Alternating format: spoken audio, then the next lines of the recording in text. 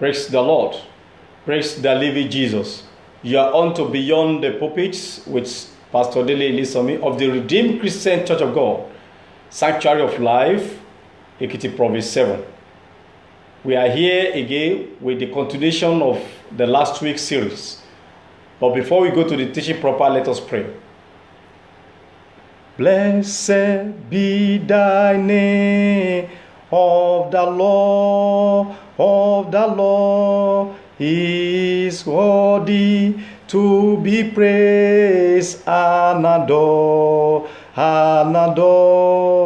So praising holy hands in one accord, singing, blessed be thy name. Oh, blessed be thy name.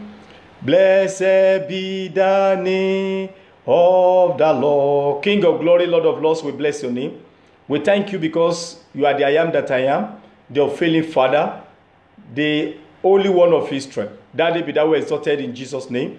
Thank you for what you did last week. Thank you for what you are going to do this week. Be thou exalted in the mighty name of Jesus.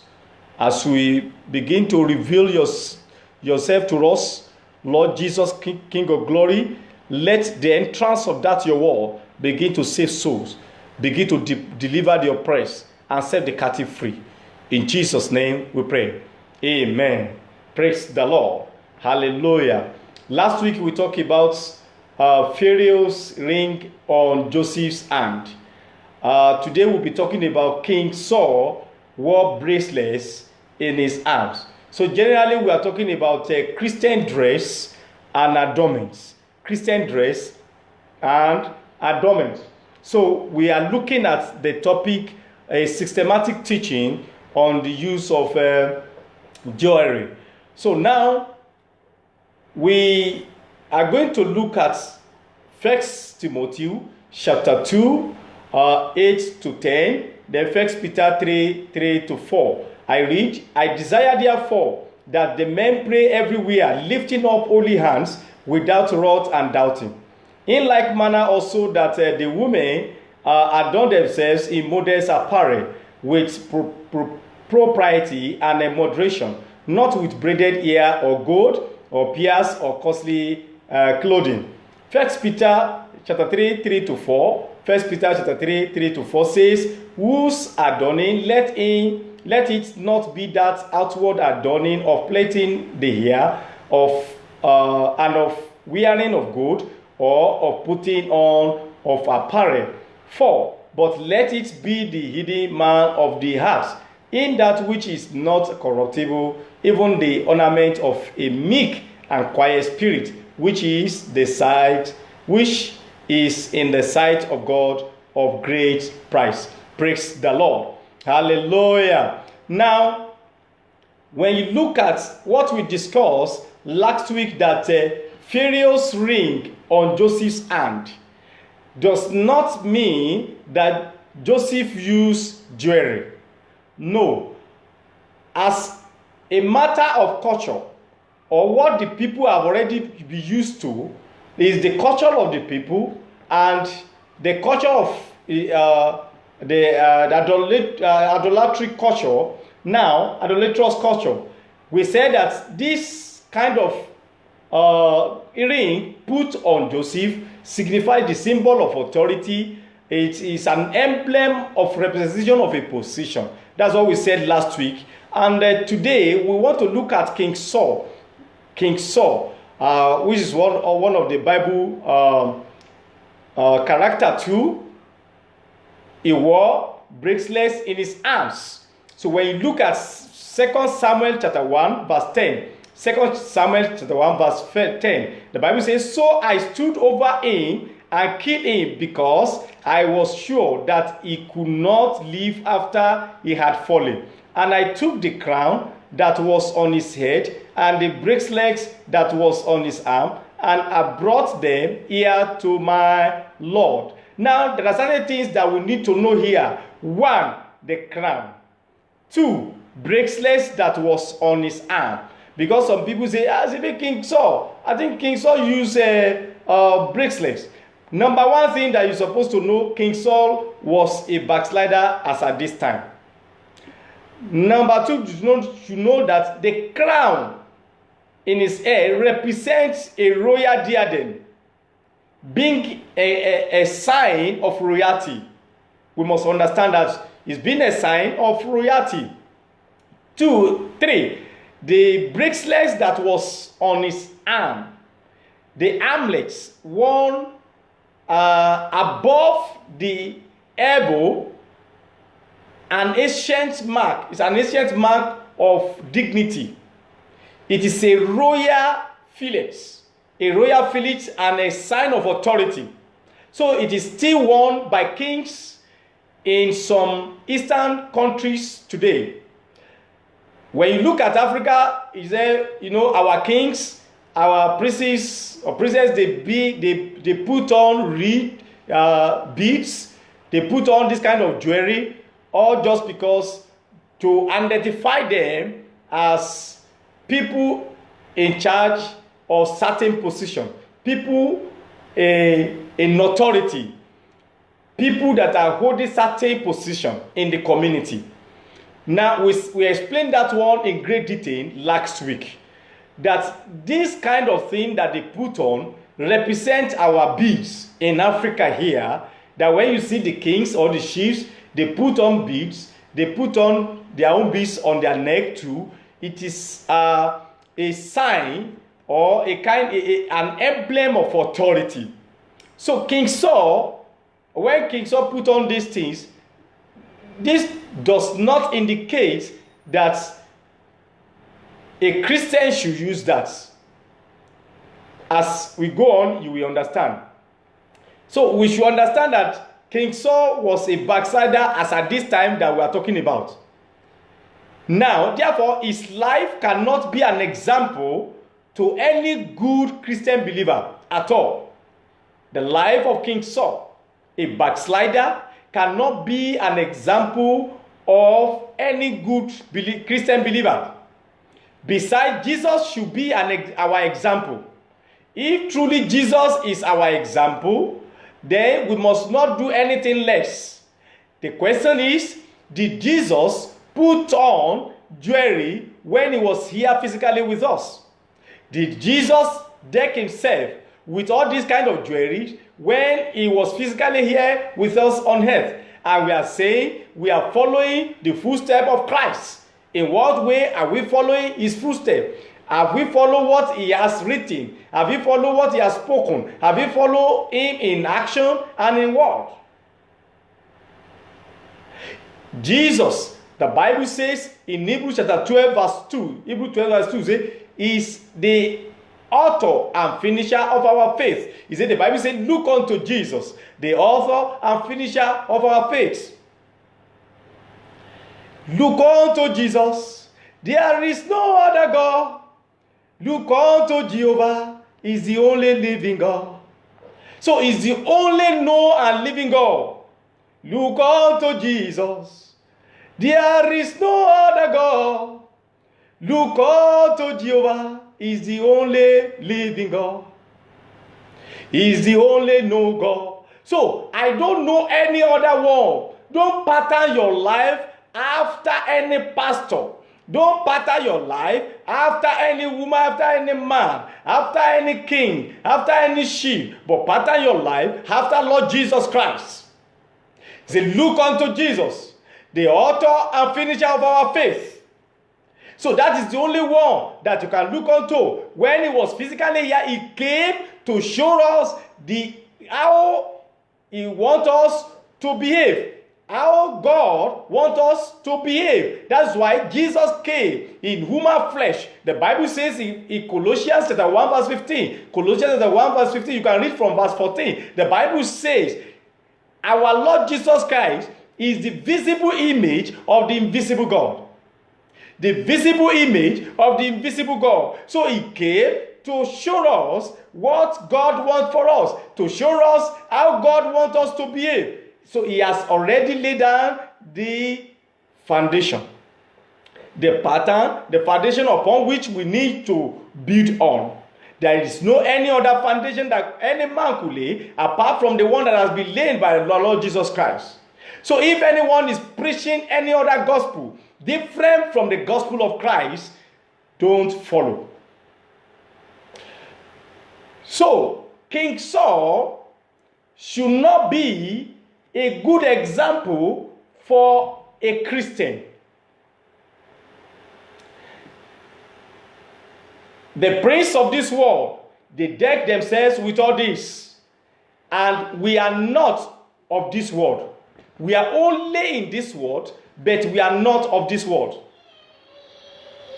Now, another thing that you need to consider here is the use of bracelets. He also used bracelets, which is also a symbol of authority for him. I have explained that. Now, we want to look at another character in the Bible. Queen in gold of Ophir. When you look at Psalm 45, where I'm going to read from verse 8 through 13. Psalm 45, verse 8 through 13. It's about the wedding of King Solomon. So it discusses about the wedding of King Solomon. So let's look at it. All your garments are scented with myrrh and aloes and cassia out of the ivory places by which they have made you glad. King's daughter are among your honorable women. At your right hand stands the queen in gold from Ophir. Listen, O daughter, consider and incline your ear. Forget your own people also and your father's house. So the king will greatly desire your beauty, because he is your Lord. Worship him. And the daughter of Tyre will come with a gift, the rich among the people. The royal daughter is also glorious within the palace. Her clothing is woven with gold. You can see how the people of this world deck themselves with jewelry. This Psalm 45 centers on the glory of King Solomon.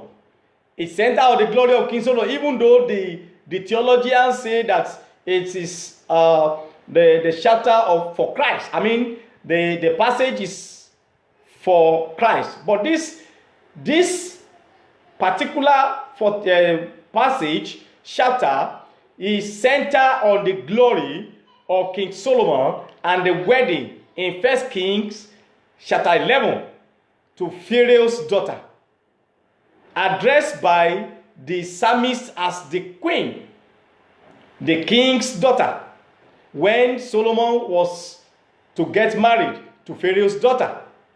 So the wedding was attended by other king's daughter. What do you expect when King Solomon is getting married to Pharaoh's daughter? Then what do you expect in that kind of gathering? There will be a kind of display of affluence, a display of wealth, a display of jewelry, even though that is associated with the Eden. They still want to show that yes, we have the money. So the wedding was attended by other king's daughters all over the land. So the dressing of the queen was of wrought gold. Of wrought gold. This should not be naturally expected of any hidden princess on a wedding day. Even in Africa here, when you see a princess that want to get married, you see the way when they are getting married, you see the way they behave, you see the way they deck themselves with all this kind of wrought gold, deck themselves with jewelry. So she is not, when you see this daughter of Pharaoh, is not a picture of the bride of Christ. So person who deck himself with all these kind of things is not, they are not, or is not a picture of the bride of Christ. Nor is it this marriage seen picturing the marriage of Christ to his bride. No. When you look at the picture here, the marriage is not that kind of the marriage of Christ to his bride. So the bride of Christ, the believers, shall not or should not be clothed in gold, as indicated in this book of Revelation chapter 19, verse 7, verse 8. Now, we are going to read that place. As believers, as saints, that the Lord is coming to come and pick, that the Lord is coming, is looking unto, that yes, I am coming for the saints. The Lord is coming for the saints. The saints should not deck themselves with all this gold, all this jewelry. And that's why I started these two passages. The first Timothy chapter 2, 8 to 10. First Timothy chapter 2, 8 to 10. And First Peter 3, 3 to 4. Now, let's read Revelation. Revelation chapter 9, 7 and 8. Let us be glad and rejoice and give him glory, for the marriage of the Lamb has come, and his wife has made herself ready. Verse 8. And to her it was granted to be arrayed in fine linen, clean and bright, for the fine linen is the righteousness of the saints. Is the righteousness of the saints. Can you see now? Your fine linen, clean and bright clothing, they are what the Bible calls the righteousness of the saints. Another version says the righteous act of the saints. I use Old King James Version and the New King James Version. So the Old King James Version says, this linen and clean, bright and white linen, they represent the righteousness act, the righteousness of saints. Now, verse 7 says, will you be ready when the Lord comes? The Lamb has come, and his wife has made herself ready. There is a song that says, will you be ready when the Lord shall come? Then your response should be, I will be ready, I will be ready, I will be ready when the Lord shall come. Will you be ready when the Lord shall come? I will be ready, I will be ready, I will be ready when the Lord shall come. That should be our response when that kind of song is being rendered. Will you be ready when the Lord shall come? Then I will be ready. Then in what way are we ready? By decking ourselves with gold, by decking ourselves with jewelry, all this kind of jewelry, putting on earrings. The earrings of some people, they are just like the rim of the bicycle, the rim of a bicycle, very big. And we are preparing for the Lord's return. How are we preparing for the Lord's return? I wrote an article, I sent it to the website, and I sent it to Facebook and on other social media. Prepare for the Lord's return. That is a question. Prepare for the Lord's return. Google it. You will see it on the Google. Then you can also go to www.dailylesonme.org. You will find it there. Read the article. Will you be ready when the Lord shall come? I will be ready. I will be ready. I will be ready when the Lord shall come. Now, two things I want us to note here. Number one, to be arrayed in fine linen, white and clean, this is an emblem of the righteousness of saints. Two, the wearing of gold refers to the use of jewelry such as ring, earrings, bracelets, necklaces, chains, nose rings, etc. All these are hidden adornments associated with them, not with saints. These things are forbidden for the saints, the brides of Christ, that the Lord is coming for. So we can't use this as Christians. We can't use it. If truly we are the bride of Christ, we can't use this. The Lord will explain his words in our hearts in the mighty name of Jesus. Don't know if you want to give your life to Jesus, if you have missed it and you want to give your life to Jesus, or you have given your life to Jesus, you want to rededicate yourself, your life again, bow down your head and talk to the Lord and say, Father, Lord, have mercy on me. I know I am a sinner. Write my name in the book of life. Forgive me all my sins and write my name in the book of life. Thank you, Father. And the rest of us, let us pray and say, Father, don't let me miss heaven. Help me not to miss heaven. Have mercy, don't let me miss heaven. In Jesus' name we pray. So when I shall be coming your way, by God's grace, 1 p.m., in less than 5 minutes, I will come aboard. 1 p.m. today, please let us hook on to this particular Facebook, and we'll be talking about globalizing true education, a divine mandate. Till then, remain blessed, remain safe. God bless you.